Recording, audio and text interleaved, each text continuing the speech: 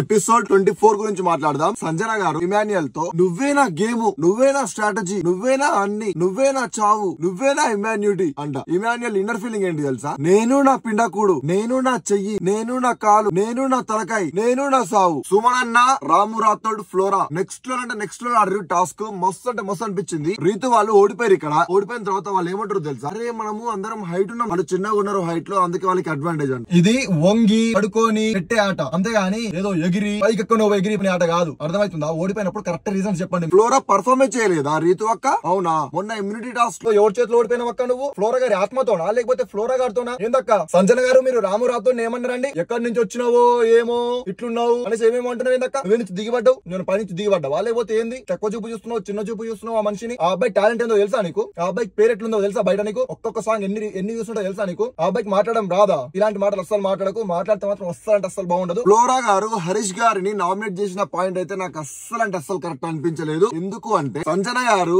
వెళ్లి gents washroom దగ్గర mic ఎందుకు పెట్టారు? ఇది ఫస్ట్ మిస్టేక్. వెళ్లి హరీష్ మైక్ ఎందుకు తీసుకున్నారు? ఇది సెకండ్ మిస్టేక్. మీరే తప్పు చేసి మీరే అన్ని చేసి మళ్ళీ మీరే అతన్ని నామినేట్ చేస్తారేంటబ్బా? రాము రాథోడ్ హరీష్ గారిని నామినేట్ చేసిండు, సూపర్, ఓకే. రాము డాన్సెస్ చేస్తాడా, పడుకొని చేస్తాడా, ఒంగోని చేస్తాడా, అది అతని ఇష్టం, అతని నామినేషన్, అది అతని ఇష్టం. నువ్వు డాన్స్ చేయకుండా నామినేట్ చేయి, అక్కడ ఉండు అంట. నీకేంది నాకు అర్థం కాదు, ఎందుకు మాట్లాడుతున్నావు మధ్యలో? అతను నామినేట్ చేస్తుంటే నామినేట్ చేస్తాడు. ఎవరన్నా నేను నామినేట్ చేస్తే చాలు నీకేందో చిరాకు పౌరుషం అన్ని ఉరికొస్తే ఎందుకు? హరీష్ అన్న నువ్వు హుడ్డీ క్యాప్ ఎందుకు వేసుకున్నావు అంటే ఏమన్నావు నువ్వు? నేను వండేటప్పుడు నా జుట్టు అన్నంలో పడొద్దని చెప్పేసి హుడ్డీ వేసుకుని ఉంటున్నా అన్నావు కదా. అక్కడ ఏముందన్నా నాకు అర్థం కాదు. తల మీద ఏముందని పడడానికి అన్నంలా మా ఇంట్లో రోజు నాకు వండుతూ ఉంటది. అప్పుడు మా అమ్మ కూడా చెప్తా హుడ్డీ వేసుకో, క్యాప్ వేసుకో, జుట్టు పడతా అన్నంలా అని చెప్తా మా అమ్మకు కూడా. నీకు చలి పెడుతుంది బాగా, అక్కడ ఏసీ వేస్తారు కదా ఇంట్లో, కవర్ వేసుకోవడానికి క్యాప్ వేసుకొని వండుతున్నావు. అది చెప్పు రీజన్. టెనెంట్ వి ఓనర్ చెప్పిన ప్రతి ఒక్క పని నువ్వు చేయాలి. ఎందుకు చేయట్లే అంతే చెప్తే నేను చేయనండి. తనుజ గారు వచ్చి కాఫీ చేయండి సార్ అంటే నేను చేయనండి, నేను చేయను. ఏందని నాకు అర్థం కాదు. శ్రీజ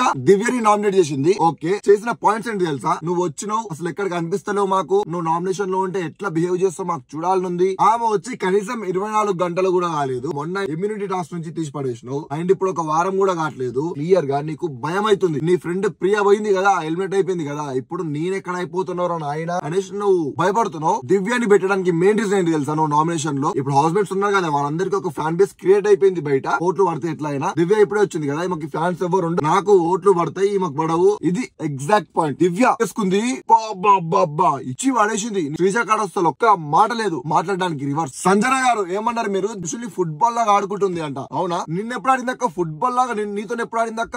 ఒక్కసారి మాకు కూడా చెప్పరా జర, మేము కూడా చూస్తాం ప్లీజ్. మాకు ఎక్కడ కనిపించలే మరి ఫుట్బాల్ ఆడుతున్నట్టు నీతోని ఇండోలతోని.